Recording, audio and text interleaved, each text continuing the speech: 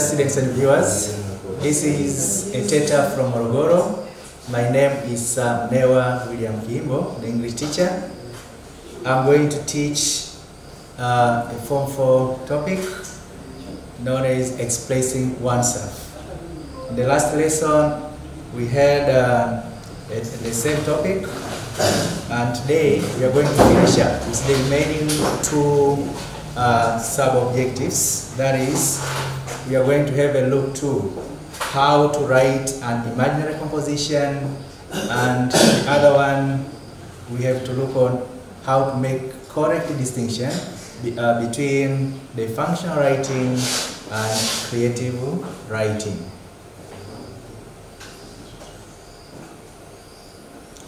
Writing imaginary compositions. Fiction is based on really life experience.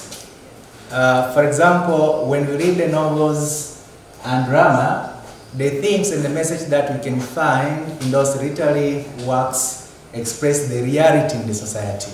They normally tell what is happening in the society. Therefore, literature is just like a mirror which reflects what is happening in the society.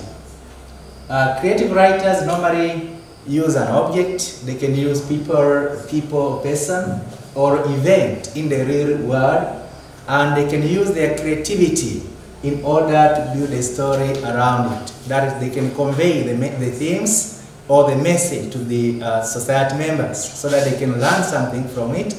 If it's maybe to educate, then the readers are going to get education. If it's to challenge, then the readers can get a challenge and they can make effort to rectify it. Here below, we have an extract of one of the literary work written by Ngugi wa Thiong'o, one of the famous writers in literary work in East Africa. And the novel that we are going to pass through is Weep Not Child. We have an extract that shows how the creative work can be written. This is an extract from Weep Not Child. I think, dear students, you know this novel. On Monday, Njoroge went to school. He did not quite know where it was. He had never gone there, though he knew the direction. Mwihaki took him and showed him the way. Mwihaki was a young girl that Njoroge had always admired. Once, some head boys had quarreled with Mwihaki's brothers. They had thrown stones and one had struck her. Then the boys had run away, followed by her brothers. She had been left alone crying. Njoroge, who had been watching the scene from a distance, now approached and felt like soothing the weeping child. As you can see, the words which are used by Ngugi wa Thiong'o, they are not just the words which you can use in any other discipline. That is, there is diction of words. The way the writer expresses or creates his work shows that there is a sort of creativity. The use of language in literature is normally, it's an art. That is, we normally use language in a more creative way when we write the literary works, as you can see. Now, having passed through this extract from Weep Not Child, these important things you can note from this extract. We have these important aspects that you can note. One, the writer used the short sentences to draw the reader's attention. Most of the sentences used in literary works are not very long. They have to be a little bit short so that they can draw the attention of the reader. Second, the introduction of Mwihaki, who took Njoroge to school on the first day. You can ask yourself, why? Why did Mwihaki decide to take Njoroge to school? That's the question you can ask yourself. Therefore, the writer created that atmosphere so that you can think about it, and therefore, it's one way of making the literary work to be attractive. That is, you can keep on having anxiety to know what is going to happen later. Why did she decide to take him to school? And also, Njoroge introduced by the writer that he admired Mwihaki. a sign of falling in love to the girl. So you keep on waiting, expecting something is going to happen between Mwihaki and Njoroge.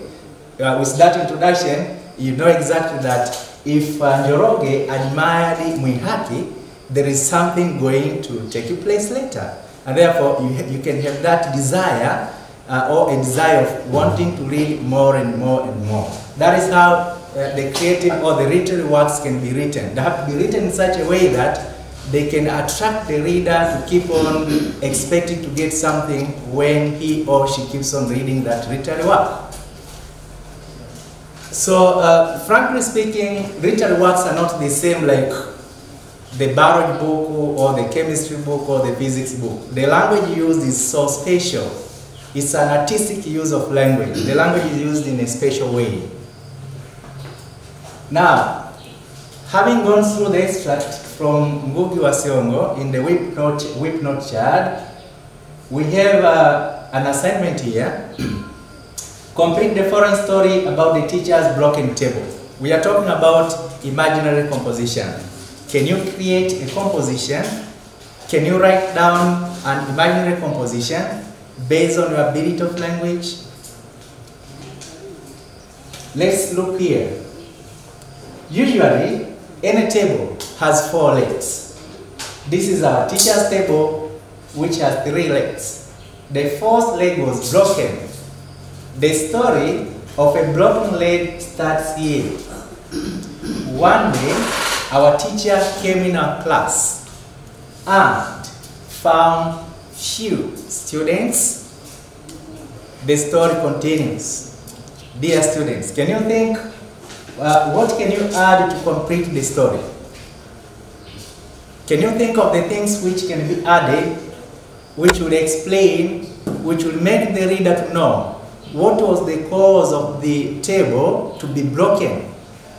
Because it ends with our teacher came in our class and found few students. And therefore, to complete the story, you need to be creative. You need to think deep. You need to know some of the circumstances that you have to include in order to make a complete composition. That is what we call creative writing. You have to be creative. And actually, you cannot just be creative, you need also to observe the use of language. Language is very important in any artwork. But the way you use language in artwork or in literary works is different from the way the same language can be used in the other disciplines. So here we have the literature focus.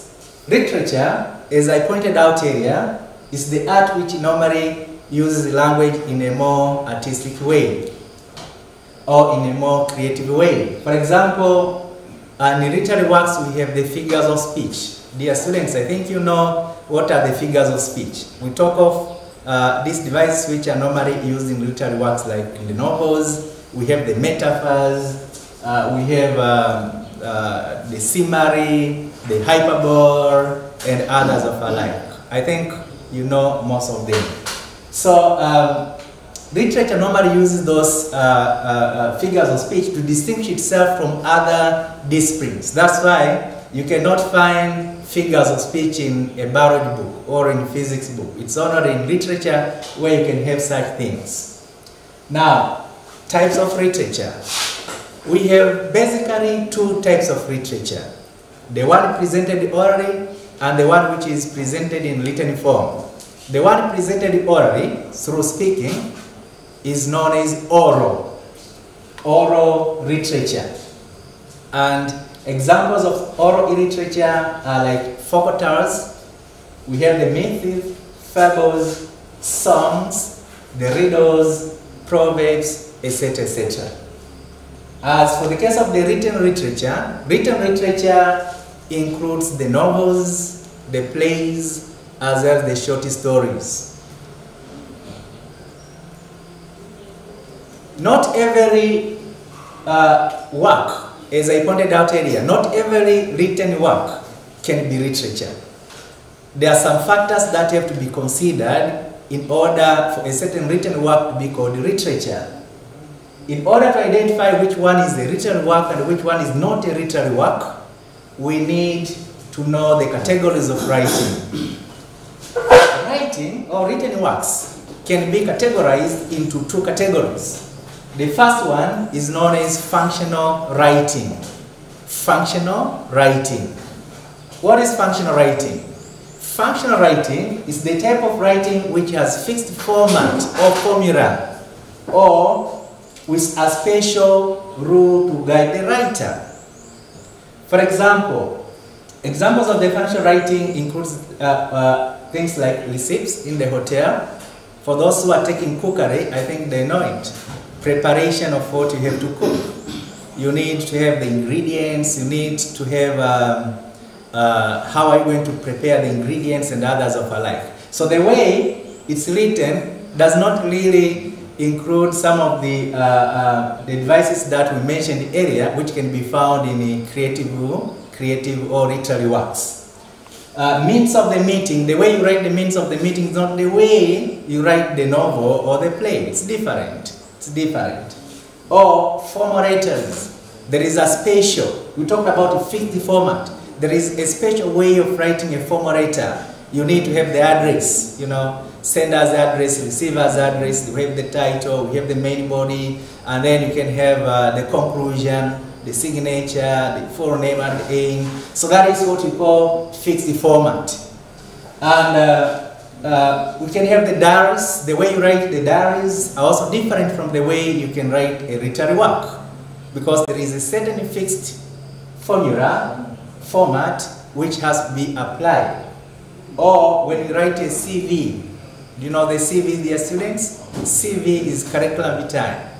It's your history about it. It can explain about your educational background, your personal information, the referees that you can include if you apply for a job. So that is what we call the CV, curriculum vitae. It has a special format of writing it.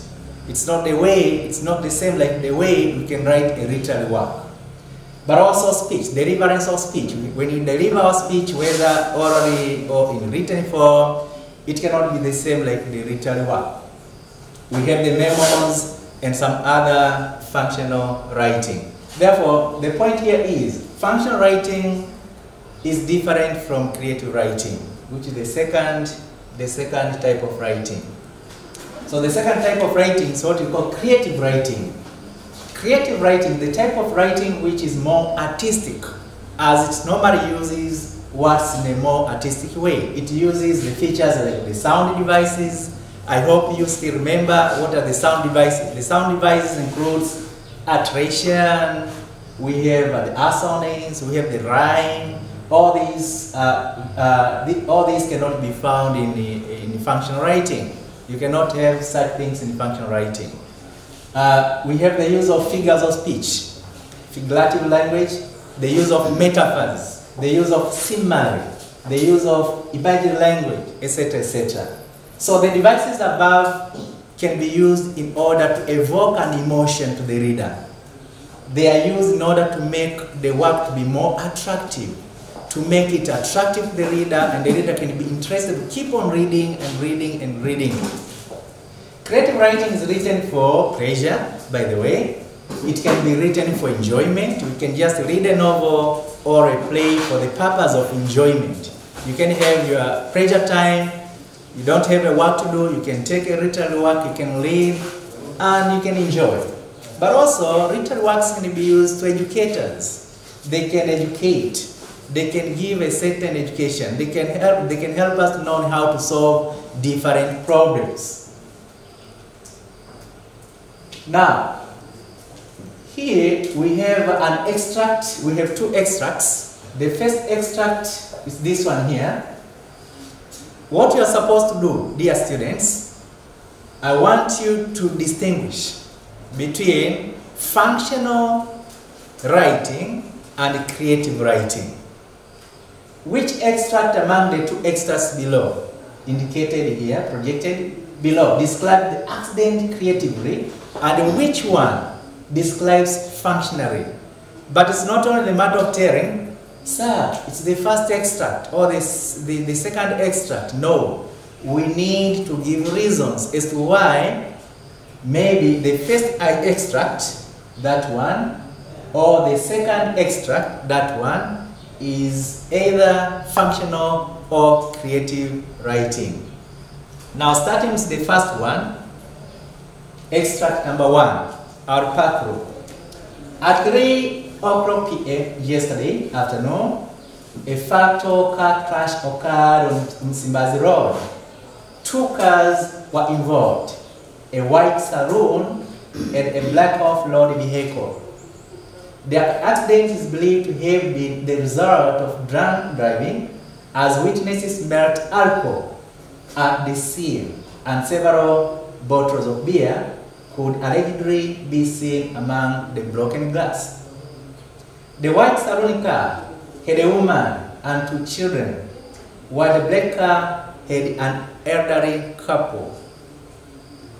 It is not clear which vehicle contained the beer bottles. There were no survivors. The bodies were taken to the mortuary and efforts are being made to contact the bereaved. That is the first extract. The second extract is this one here, extract number 2. A tragic accident occurred to mar the independence celebrations this weekend. 2 cars clashed head-on Msimbazi Road, leaving no survivors. One vehicle, a white saloon car, contained a middle-aged mother and had 2 young children, all wearing seat belts, while the other car contained a couple in their 60s. Crowds gathered at the scene and watched in amazement, some wearing, others shaking their heads sadly, and still others frozen in shocked silence. One mother scolded her little ones who had strayed into the mass of steel, blood, and glass. The mother was afraid that children would hurt themselves. One little girl, ignoring her mother's warning, picked up a brown shard of glass and yelled, "Mommy, this is for beer." Now, my dear students, I think you have seen the 2 extracts that we have read. Now, the task ahead of us is to identify which one is functional writing and which one is creative writing. I have already explained the distinction between functional writing and creative writing. Creative writing is more artistic. The use of words in written works is different from functional writing. I gave an example of the novel being one example of a literary work. A novel being one of the literary work.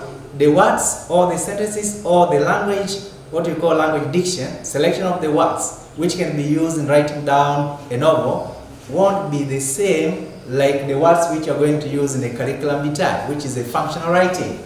Now, having gone through the 2 extracts, which one do you think is functional writing and which extract is creative writing? Can you take time to think about it, my dear students? I hope for those who are making a follow-up, this is a very simple question. You can be able to identify the functional one and you can be able to recognize the creative writing. Now, what are the possible, I think you have gone through the discussion. This is the first extract, extract number 1, which we started with, and this is the second extract. Have you gone through it? Can you tell which one is functional writing and which one is creative writing? Good. I hope you have the answers. Extract 1 describes the accident functionally. Since the explanation or the descriptions which are given have a fixed format, giving facts and events arranged chronologically. The author in extract 1 reveals what happened without much exaggeration of information. In short, Extract number 1 is written in the form of a report. It's just like a journalist reporting something which happened, an accident. And therefore, he or she should just go straight to what is supposed to be reported in the newspaper or reported in any report that can be written concerning the accident. But look here, in extract number 2, it describes the accident creatively, in a more creative way, since the explanation of the sentences used are exaggerated with attractive words. You know, there is a quote of sugar. It is with attractive words used in the artistic way. There is the use of the figures of speech. When you try to check the previous extract, there is no use of the figures of speech. But in the second extract, you can find the use of the figures of speech. For example, there is the use of the metaphor, you can find them. There is the use of hyperbole. I think dear students, you remember these figures of speech. When you talk of the metaphor, it has to do with comparison of two things. Hyperbole, exaggeration of information. Yeah. And simile, it has also to do with comparison, imaginary language. All this can be found in extract 2, but they are not found in the extract 1. And therefore, extract 1 is functional, while extract 2 is creative writing. My dear students, this marks the end of our lesson today. Thank you very much for your attention. Let me say, this is not the end of our lesson. Next time we'll meet and I think we'll have a broad discussion on literature. We are going to have more discussion on literature. We are going to define what is literature, and we can give some examples, more examples in literary work. But actually, this will basically deal on analysis of literary works, the novels, the plays, the poems, etc., etc. Be in touch. Thank you very much.